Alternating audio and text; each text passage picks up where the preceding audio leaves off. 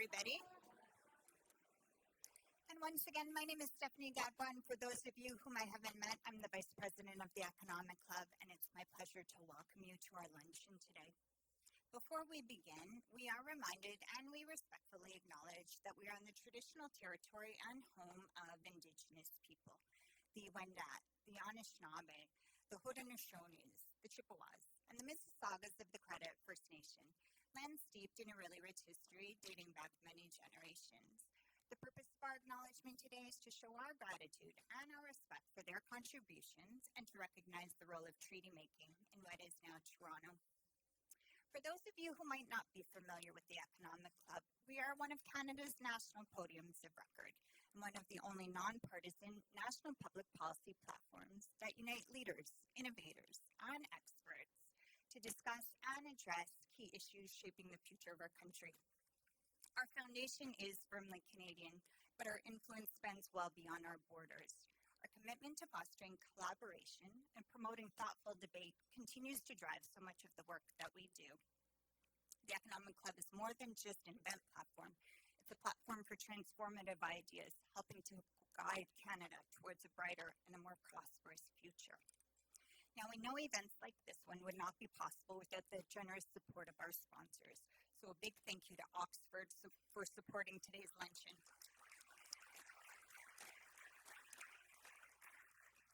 Now, for more than 70 years, Harry Rosen has been synonymous with excellence in Canadian retail, building a reputation founded on exceptional service, trusted relationships, and an unwavering commitment to quality.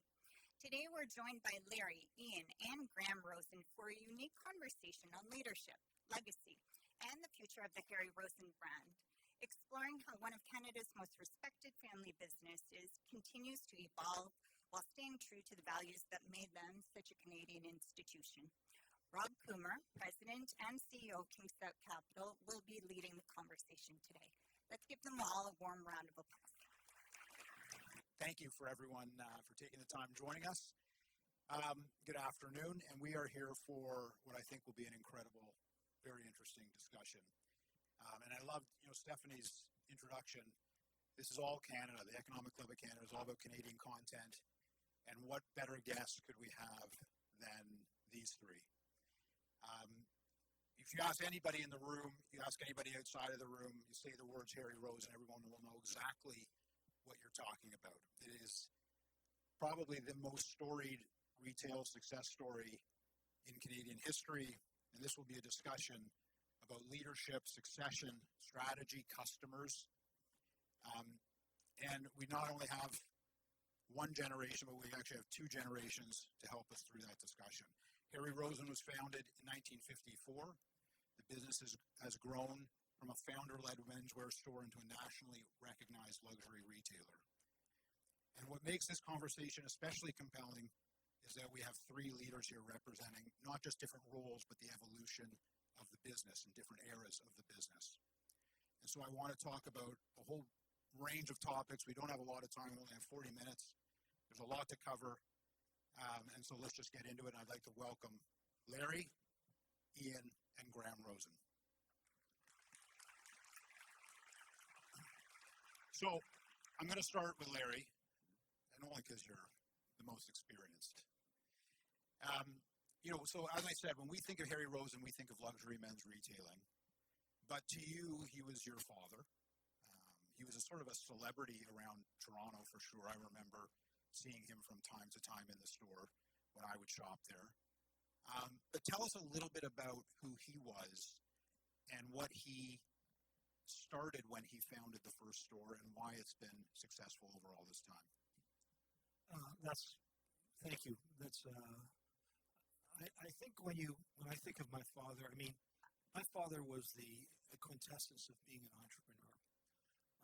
In 1954, at the age of 24, he opened a small little store on Parliament Street in Cabbagetown in Toronto.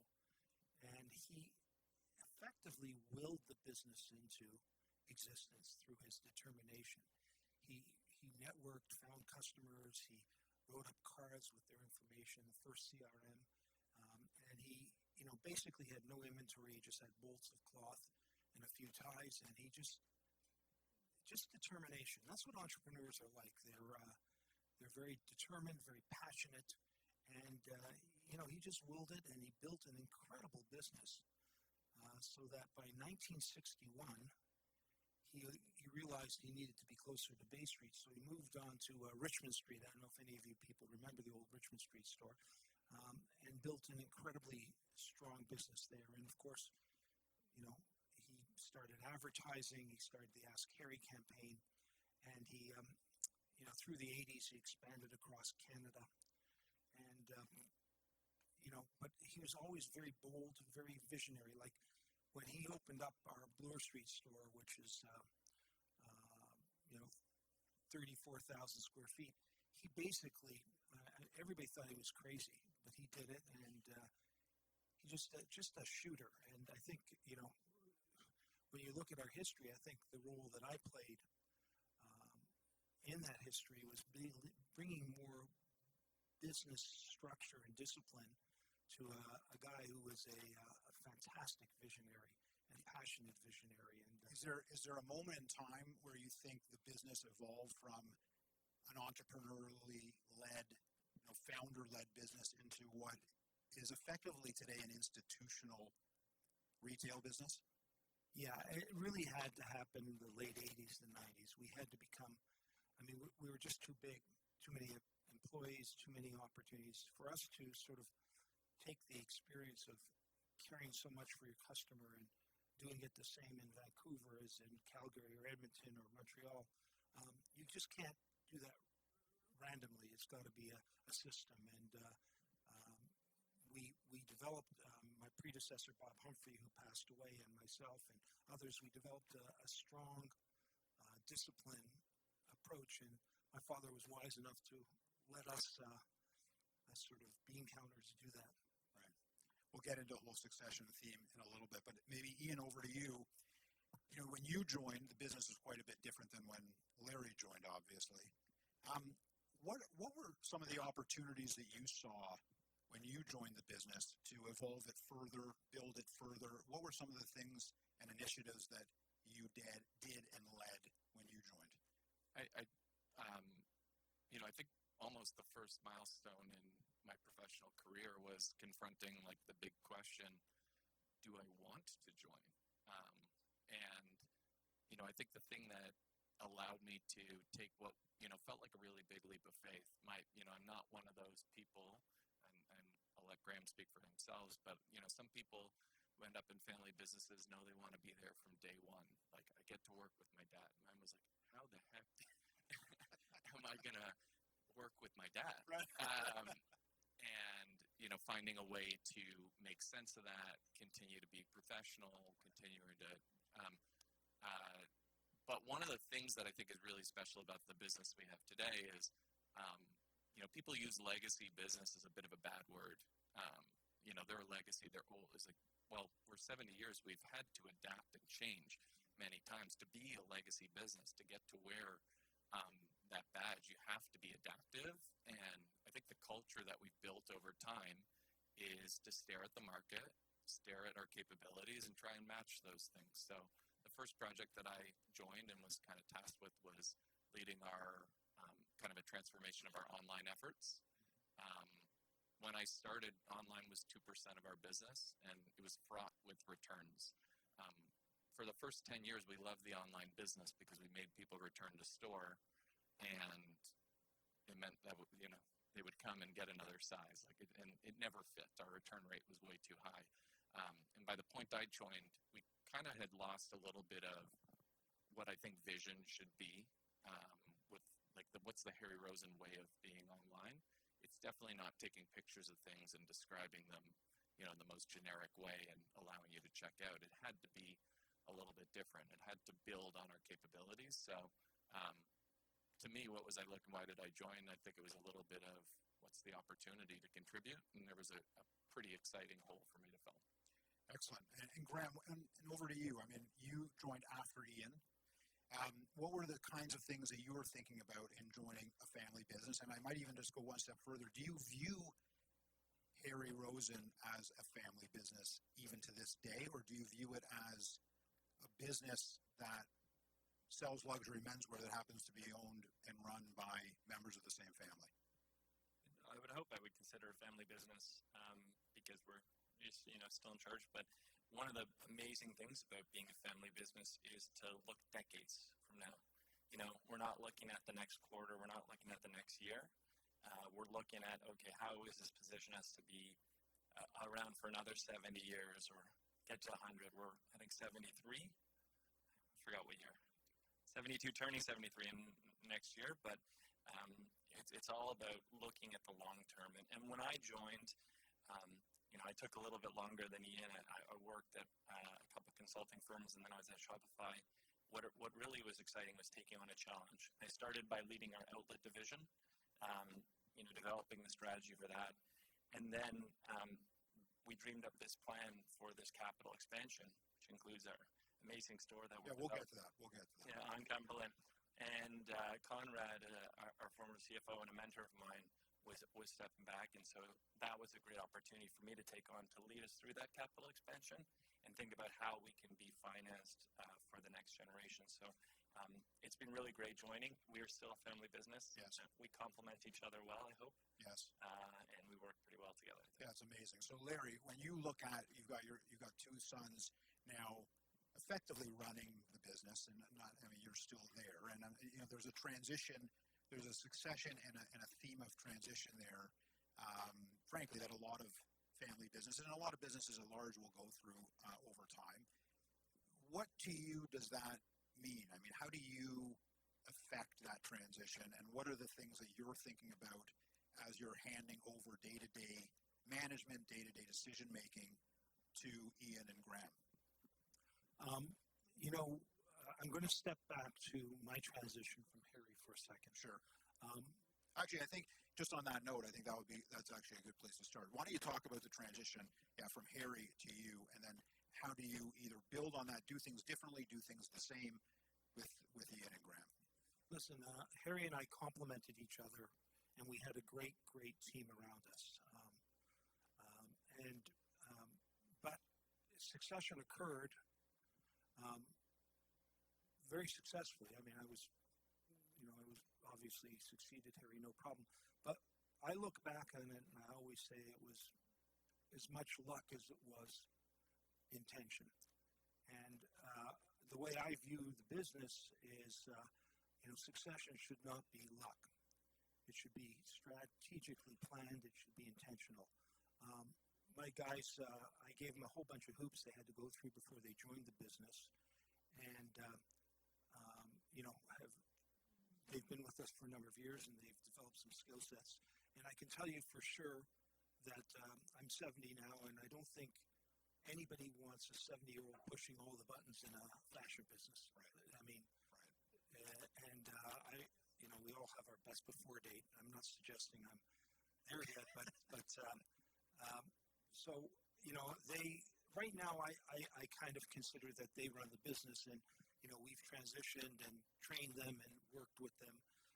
I see my role today as a mentor, not a tormentor, although they may think otherwise.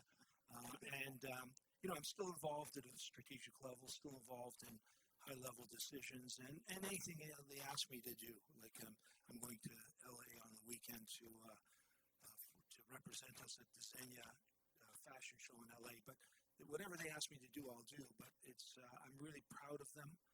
As I say, they're both. I set a whole slew of criteria for them to come. They had to have a serious MBA from a good school. They had to have at least 5 years of extremely relevant experience, and they both were at consulting firms and other types of things. And they had to want to come, and then we had to work with an outside consultant to make sure that they were brought into the business in a meaningful way, not a made-up job. And so I'm very, very proud of the fact that proud of them, but I'm also proud of the fact that we did this the right way. Yeah, you should be. You should, because it's not an easy process. So Ian and Graham, maybe Ian, you'll start. When you look at Larry and all of the skills, the mentoring he's done, the things, the culture, and the values that he's passed down to you and your brother, what do you value most? I mean, what is it about every day to work and say, that's I want to do that versus being your own personality and being your own, running your own, running things the way that's natural and authentic to you. Retail is both contagious and intuitive. And, I have the best resource in the world, not only because we have, many people who've been with us for, several years, decades. It's not uncommon for us to, be speaking to somebody who's been with us for 20 years. Larry, I think you've been in the business 45 years? 40 years. It's not, it's like a secret weapon to, when somebody has their spidey senses tingling when it comes to inventory control, or, hey, I'm not feeling like this is the right, campaign or promotional strategy. There's a lot of that you can learn through osmosis. So I've been trying to make sure that I benefit from that and lean in and understand how to develop that, which comes with time. You got to marinate the meat. And, now I think almost a decade in, I feel like I'm starting to, you don't have to be in the spreadsheets as much. You can kind of really understand the numbers at a high level. So that's definitely been a resource that's been good. But I think the one thing that, I love this quote, like, if you dislike change, you're going to dislike irrelevance even more. And I think that's the mindset we're trying to build internally at Harry Rosen, which is, we're not just a suit store anymore. 50% of our business is, sportswear. Our shoe business is not a dress shoe business. It's almost 50% sneakers now. That is not the Harry Rosen that I grew up with. And it's not, the Harry Rosen that we become is not necessarily going to be fully reflective of who we are today. But there's definitely like a core thread that we're trying to pull through. And I think that's what we've done very well, generation after generation, decade after decade, is, there's a couple existential truths. Like, people like curation and they like great service. So if you define what great service looks like in today's world, sometimes that's 2-day shipping, sometimes that's remembering their name, sometimes it's having, a great tool in their pocket so that they can curate the website. That's going to be great. And curation, like, we are not Amazon. We are not, Google shirt and you get 1,000 shirts.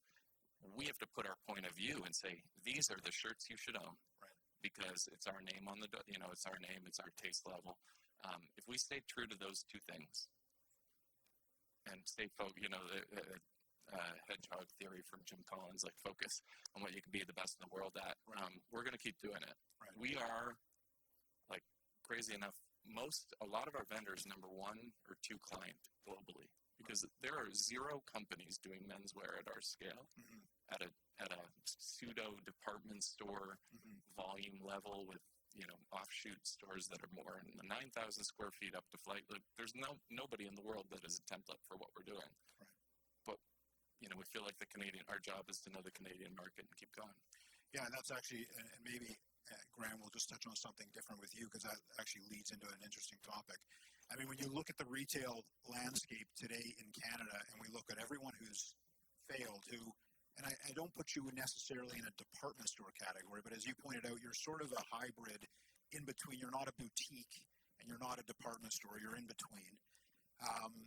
When you look at all of the retailers that have not survived, fashion retailers who have not survived, particularly in Canada and the U.S., between, the Bay, Nordstrom's is left, Barney's goes down, there's a whole laundry list. The streets are littered with fashion retailers who have not been able to survive in Canada. Saks, there's a whole list of them. Why is Harry Rosen still around? I mean, what is the secret sauce in your view, Graham, that has made you successful, and where did you learn that from? I think in 2016, when the American department stores came, Larry was leading the business at the time, and he really said, we really need to invest in our stores in advance of this. We need to make every store world-class, but with a Canadian touch, right? We're not just building world-class stores and saying they're in Canada. We're all about understanding the Canadian consumer, understanding our customer, and catering to them, and having that perspective that Ian's talked about. And so, as Nordstrom came to Canada and treated it like, oh, it's very similar to the Northeast. Toronto's well, it's not, right? Men here dress differently. And Vancouver is the same as Seattle. These are the things we curate every assortment to every single market. Our Winnipeg store is different than our Edmonton store, which is different than our Calgary store, which is different than Vancouver. Every single market has a unique assortment, a unique customer focus that caters to that market and really focuses on that customer. And that's, if you keep the customer at the center of what you're doing, you'll survive whichever competition.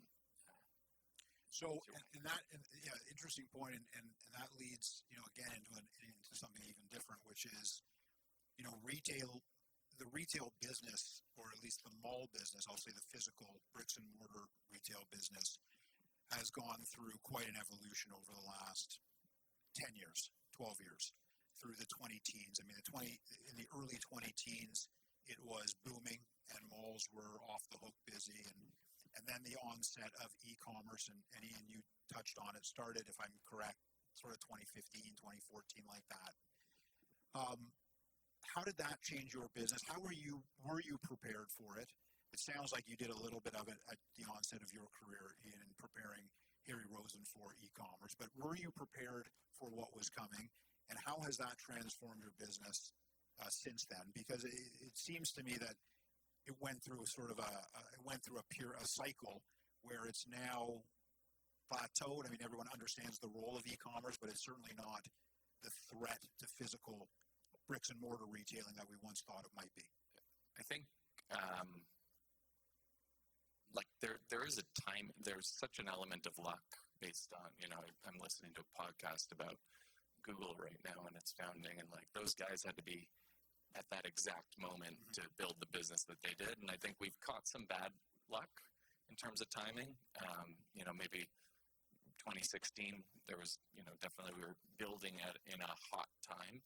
E-commerce is probably actually the best happy accident, where we missed the overinvestment period and the technology caught up to a point where once we were ready to go and take it seriously, we've actually built what I would consider an asset rather than an expense.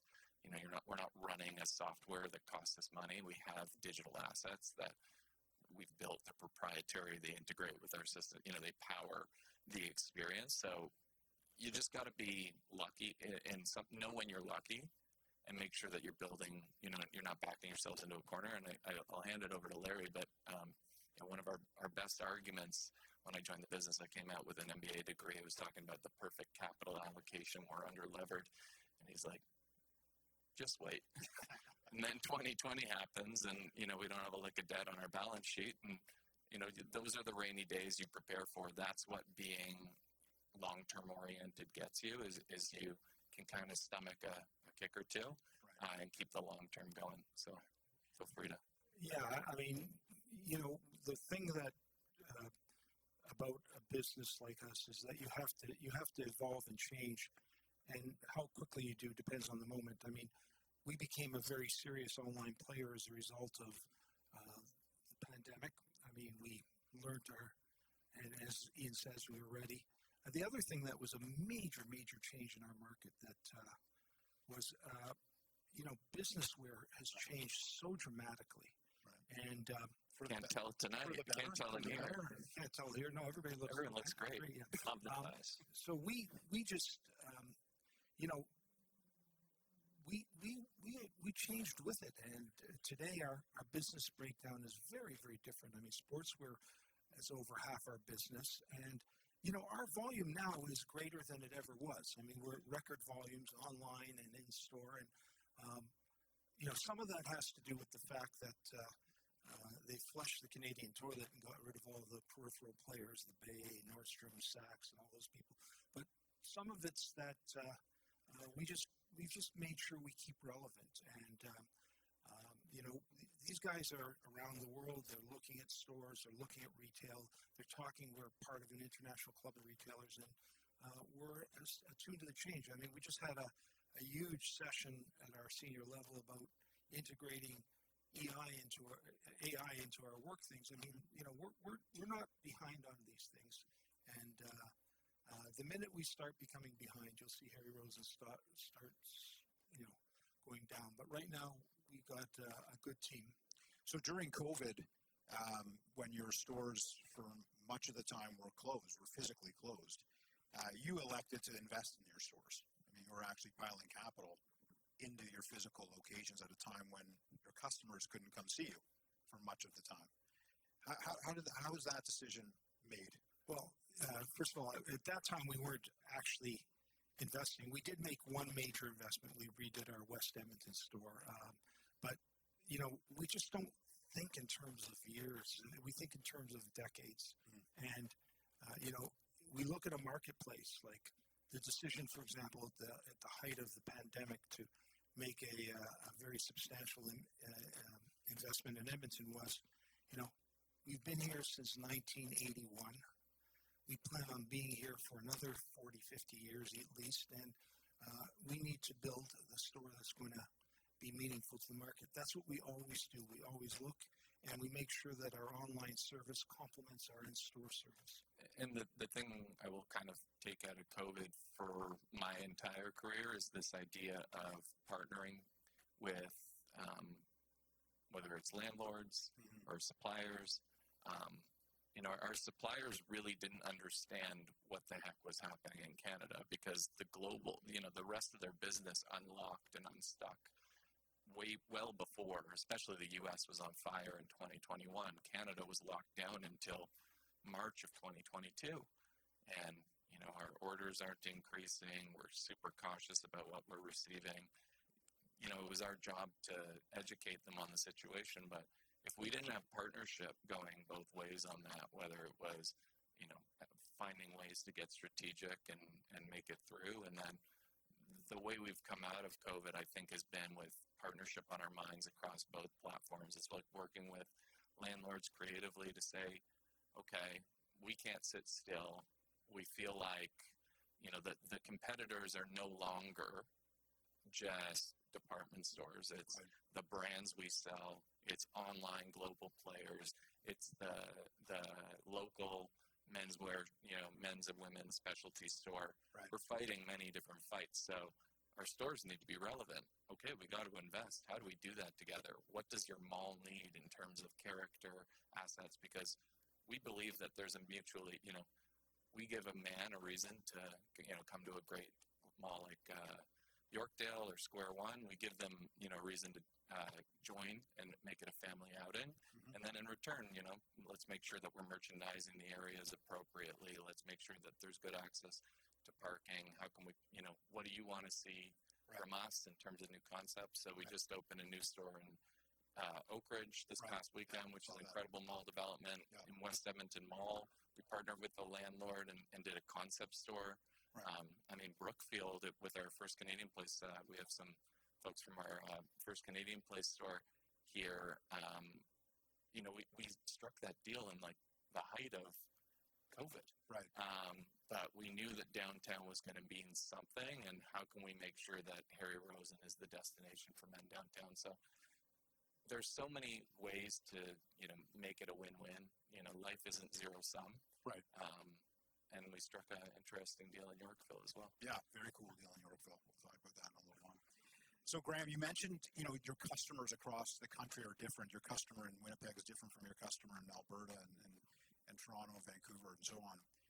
How do you go and learn and understand your customer from market to market? I mean, is it just you and Ian flying around and walking around the city core? Like, what is it that you use AI to do that? Is there data? How sophisticated is that process? We have a great team who's, on the ground every single day. And the way I understand our customers, talking to our people who know our customers the best, right? Like the store associates who go above and beyond for their clients. Right. And you listen to the stories. He had a wedding that was, his son didn't have a tie. I couriered out the tie. I did everything. You listen to the stories and the way that our associates talk about their customers and what they do for them and all the different things they're going through. That's how I learn the best. I'm not selling on the floor. I'm the CFO. That's not my job, and I'm not very I built boxes when I was 12 years old. I sold on the floor at one point, but I really talk to our people, and that's the best way I learn. But it's I mean, Jeff Farbstein, who led our merchandising team for a very long time, is here, and we've developed a culture of like store and merchandising partnerships, so that you don't just look at the numbers and say these shoes didn't sell. The store's saying they're too narrow. Right. And that's why they didn't sell, so that they can go into the market on a more educated basis. So that feedback loop, it's done differently than in the past. It's daily recaps, it's notes, it's, having people who are helping represent the selling people and synthesizing more than perhaps it is our merchants on the ground in every door, in every store, Right. on a more weekly basis, because the administrative work, is quite hefty as well. But, I get to tag along to many buying appointments, and it's not rare that, our merchant is trying on a new fit of pants to see if we've solved are the thighs going to fit around a more conservative gentleman now. And Is that what they call us? Conservative gentlemen? yes, That's very nice. Hockey That's very player nice. thighs. That's very nice. yes, yeah. But I mean, but you got to try it on. You got to put the stuff on, and you got to know who you're buying for. So we were we were discussing at the lunch table socks, men's socks, and that's how interesting our table discussion was. And I said to Larry, I said, I buy all of my socks at Harry Rosen because, not only because, but for one reason, it's very difficult to find cotton executive length dress socks in Toronto. They don't carry them anywhere. And so I don't share the same sock style and instinct as my fellow panelists here, but that's one of the things. Like, you can't find them anywhere, and you wonder why other retailers don't carry them. But I mean, and we've been the beneficiary of people following trend and us doubling down. I mean, Right. our fastest growth business right now is not online. It's not sportswear. It's suiting and sports jackets. Right. Because everybody else walked away. Right. And there are some great specialty doors that are also doubling down in that area. But if you want to declare, shout from the rooftops, the suit is dead, nobody's wearing suits, great. Right. We think we can do it in a modern way. We think we can continue to introduce people to, a modern form of tailoring, et cetera. So maybe, Larry, if you look back on your 40 years in the business, what are one or two of the trends that you underestimated, that you either saw and discarded as being, not long term, or what is something that you missed? Oh God, I think listen, you're always a little early or a little late for an idea. Right. I'm not going to answer your question. I'm going to change the answer to something I want to say, because I get to do that being up here. Well, you're a conservative gentleman. So. I think what really is interesting. I mean, I think if you walk away with something here, it's how long term we think and how we've seen changes in the market. Like, in the 2016s, 2015s, all that, we were in the midst of an American department store invasion. Saks, Nordstrom's, and the Bay was trying to adapt itself to the situation. It had American ownership, and they were trying to take our lunch. And we beat them. We destroyed them. Today's competitive set is now every brand wants to open their own stores. Right. They want to have these, but we're thriving through that because not all customers are brand clones. Right. I mean, men are much more eclectic, and a guy likes to go into a store where he can buy a Hugo Boss dress pant and he can buy an Eton dress shirt. And, our competitive advantage is that not only do we have superior service and excellent selection, but we have a variety of stuff. So regardless, and in 5 years from now, this competitive situation will be different again.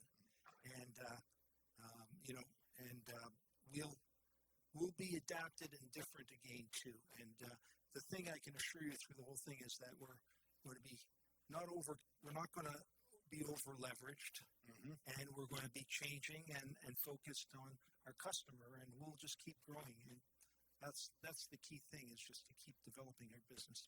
You know, we do this exercise internally, but there was a great study. There was a Brunello Cucinelli sports jacket, and the exact same one was available for sale at the Brunello Cucinelli boutique in Yorkville. Right. Harry Rosen and Holt Renfrew at the same time. Right. And we tried to push our team on like the exercise of like, why are they going to choose us? Right. And to really understand the root of that question, as somebody on the front lines, to understand what's my competitive advantage. Is it engaging? Is it the tailor shop quality? Is it is it the fact that I can sell it with not only a Cucinelli pennant, but something else? But really getting to understand the competitive differentiator on the floor has been a really powerful unlock as well for us to understand how we articulate that value proposition to a thing, and then we have to make sure we're investing behind it. Like one of the hardest challenges in our business right now is finding tailors. It's a dying art. Right.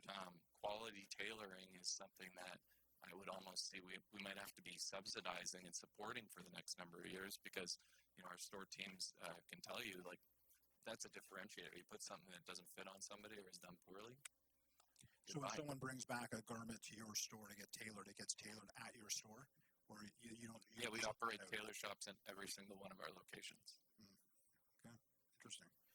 So let's talk about real estate, a topic close to my heart.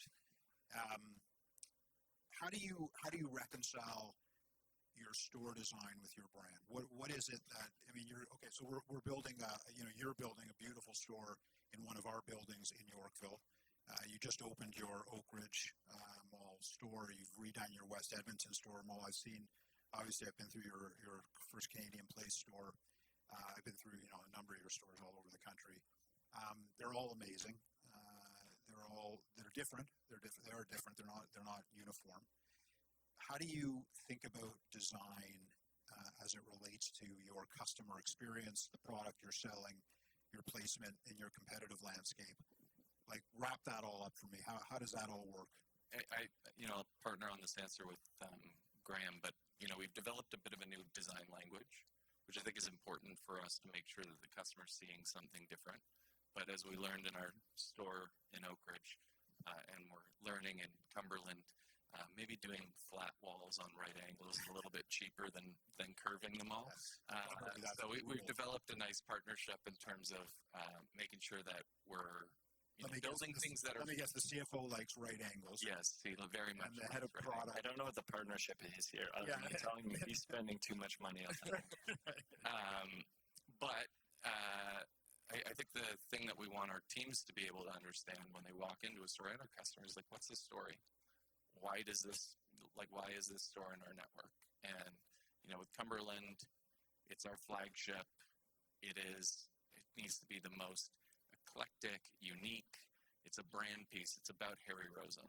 And one of the things that we're doing different than most other stores is we're doing way less brand shops than we've ever done. Explain that. Right now we have about 20 shop-in-shops with brands. So when you go into a store, the one brand has all of their items. We have Paul and Shark, we have Berluti, we have Patrick Astor, Hugo Boss, Emporio Armani. We're paring that down to 6 in our new store. Still an important part of our business.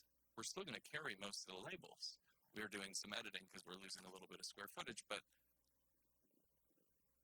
we can't let that be the story of Cumberland. Cumberland is about Harry Rosen. It's about the fact that we're building, I think, one of the most unique retail, like what will be one of the most unique retail destinations in the world. And then when it comes to First Canadian Place, it's like, what's the quickest way? How can I get service quickly? Right. I want to be here at 9 a.m. Yes, I want to make sure that I can pop down in the office. Do I understand all this? It's a different story. Right. And I think Graham's job is to make sure I don't get too creative. And to your point about earlier, like having less hard shops allows us to follow trends, right? Because you don't have this locked real estate. You can follow that trend. You expand the space when something's really doing well. So that's so Larry, just listening to that, how do you reconcile that back to what Harry started which at the onset was an amazing customer experience, I suspect, and built this great business with very little physical presence. I mean, you know, in the originally you had no physical presence, ultimately had some physical presence, but clearly, I suspect did not pay that kind of attention to its physical footprint and paid more attention to the merchandise, the service, the vision.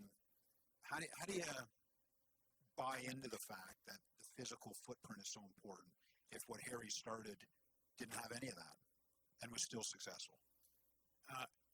Harry drove this business on his passion for a long time and did it brilliantly. Mm-hmm. And we're different now. We're a strategic company. And, what do we sell? Yes, we sell men's clothes, but really what we sell is we sell men the ability to look good, feel good, be confident. And the store that we design has to complement what we sell, which is, men come to us because they want to look great, whether it's for business or business casual or casual on the weekend. They want to look great. And our stores, we work very hard to make sure that our stores say to the customer, when we're finished with you, you're going to look great. Right. And they do a good job at that for sure. I'll add one thing about the way we design stores. It's always with Harry's passion for the customer. Right. One thing we did in our new concept stores was we created an area called the Kingdom of Clothing. More to that. Do you want to talk about that? Louder. Sorry, have I been quiet this whole time? No, you're good. We created an area called the Kingdom of Clothing because we noticed in our current Bluer store, we had Canali suits on 3, and we had Herald suits in the basement and Boss suits there. And when someone came in and said, I'm looking for a suit for my wedding, someone would have to choose, okay, I got to go to 3 and then 2 and 1, whatever.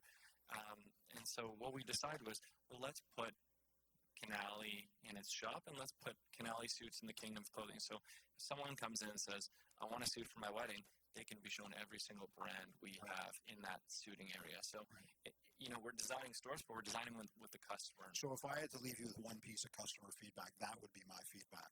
As a shopper, I never understood the shop because you can't look at all the suits at one time. You got to walk around 4 floors of store to look at all the suits. So the insight, we did a little bit of a research study, and sometimes you got to create your own data. So we had a strategy associate at the time. We planted them at Yorkdale one day and Bluer another, and was it like 40% of the people? Right. Why are you here today? I want a suit. Right. That's the answer. And we can't service that well. We're either price judging right at the door and taking them one direction or another. We didn't really have areas that are built. So as Graham said, we're trying to build these powerful, experiential moments that are great for selling tailored clothing. Right. So in our Oak Ridge store, and this will be continued in Cumberland, one space, bigger try-on salons, easy amenities that are nearby, the ability to, grab a client a water or an espresso, easy for the significant other to sit down. Right. These are all the small things that make... you got to have a comfortable chair. Exactly. So, Ian tested all the chairs personally. That's a key value proposition. So we talked about American retailers coming to Canada and failing. Is there a day where we see Harry Rosen stores in the U.S. or elsewhere, maybe Europe? And how do you think about expansion beyond Canada's borders? Is that something you think about? We always think about business opportunities, what we can do to expand. But we are, thanks to Graham, we are very financially conservative. And, any expansion we take that's not within the context of our current business, we would be very careful with any kind of investments. At one point, many, many years ago, we invested in Hugo Boss shops in the United States. Okay. And, when the Twin Towers were hit, we ended up selling that business back to Hugo Boss for a small loss. But it wasn't the end of the world. But you have to measure your investments. And do I think the United States is a very different market? And do I think we could be successful in the United States? Likely. But I can tell you that when we make that decision, it'll be a very cautious decision, and it'll be tempered and measured. Yeah. Yeah, as it should be. But I think the learning over the last decade has been, this is a complicated market to operate in, and it's not like there's a shortage of people trying to inspire clients to shop with them. And to me, a lot of the opportunities that are outside our borders are going to distract us from what we need, which is to better understand the state of the Canadian customer, what they want, et cetera. So you'd have to be really creative with how we resource against that. Just a few years ago, we were about to start shipping globally. I had all the tech built, ready to press go, and we killed the project. We didn't think our brand partners hired us to start shipping their stuff all over the world. We didn't think that we had a good solution for returns. So we felt like it was going to be a customer service nightmare with things being, this is pre-Liberation Day. Like, we had no idea tariffs were coming. So now it looks really smart. But like the main reason was like, is it worth us shipping a pair of pants to Korea rather than getting, one more gentleman in the door to add to their work? Like, for sure, we need to be doubling down here. Okay. So if you look forward, maybe as you look forward for the next 10 to 20 years, what does success for Harry Rosen look like? Where do you see this business going, and how will you evaluate whether you've succeeded or not? I think we kind of measure success a little bit around, there's two elements. There's positioning, and then there's making sure that we don't understate the responsibility we have towards our team. We employ like 1,000 people across the country. If we're overextending ourselves or overexpanding ourselves, that's not going to be something that they can bank on for their career. We want to build a place that people want to build careers at, and we want to increment our way there. Right now, we're in a pretty, big capital expenditure. We're going to put $50 million back into the business over a 5-year period, which is not easy to do coming out of 2 years of a pandemic where, we just got kicked in the nose, for a couple straight years. So that requires discipline.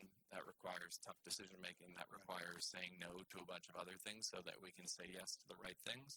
And I think probably like the gift that Larry's passed on. Family business is very complicated. Yes, but it's no doubt. very well documented, well researched. Like, the problems are so predictable. Right. We're going to see each other There's the playbook. at a cottage this weekend. Right. How do we not devolve into,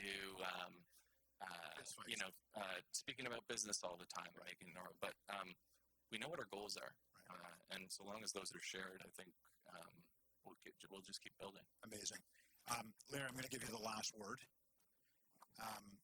If your father walked into a Harry Rosen store today and got to see, your family operating the business and still intact and not talking about business at the cottage on the weekends, what do you think he would be most proud of as you walk through the business and survey what was going on? I think he would be most proud of the fact that it's so different from what it was. That we are evolving all the time, that we're changing. We haven't, there's a whole graveyard of retailers that didn't evolve with the times. Right. And the fact that we are such a dynamic, strategic, changing company with so many incredible people, I think he'd be extremely proud to see that. I know I am. Listen, these guys are just doing great work, and all our senior leaders are doing great work. We're changing with the times, our new stores are off the charts, incredible. And you know what? That makes me very proud.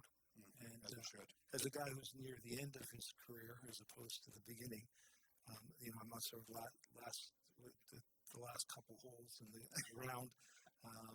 But I'm just very proud of it. You're just making the turn. Okay, Come whatever. on. All right. Well said. Well, there's no doubt he would have lots to be proud of. There's no question about that. Great discussion. Retail stewardship, succession, leadership, retail strategy, and so on. On behalf of all conservative gentlemen everywhere, thank you for your service. and keep it going. You guys have made Canada very proud, and you guys have done a great job, and keep it up. Thank Well you. done. Thank you.